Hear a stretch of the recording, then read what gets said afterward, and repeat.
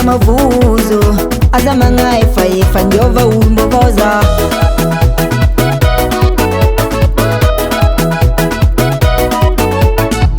Toetsara tsy manjary efa nialako, afo nandolo lambako izy ka tsy podiandako. Zaho masaky mifanta, masaky mifanta fa tsy anapody. Iova foza, iova fotsy amegny roditragna ataoko taloha. Efa nialako,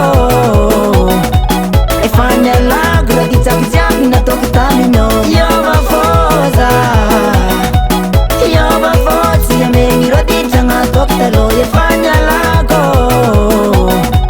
efa nialako raha ty jiabijiaby nataoko taminao.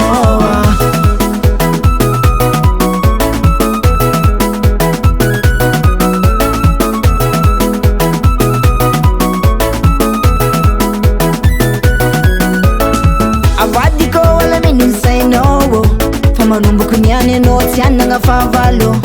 Ireo fambijaliana sy vonivony zegny niova tambitamby. Iadagna amizay anao niany fa tsy jaly.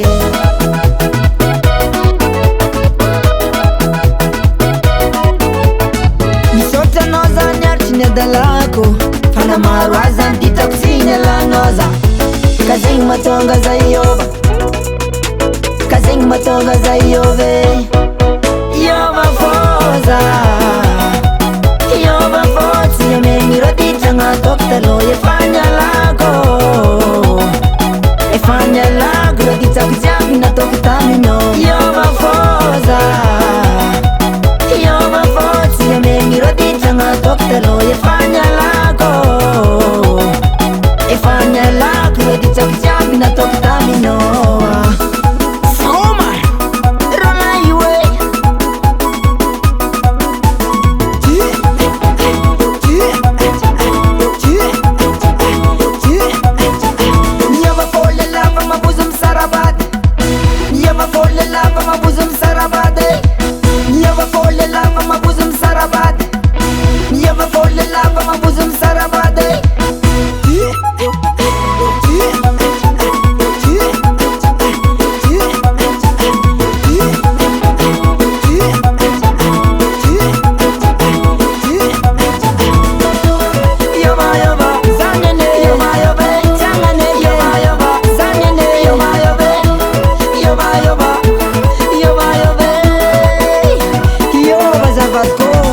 Dalagna jiaby iny efa nariako agny.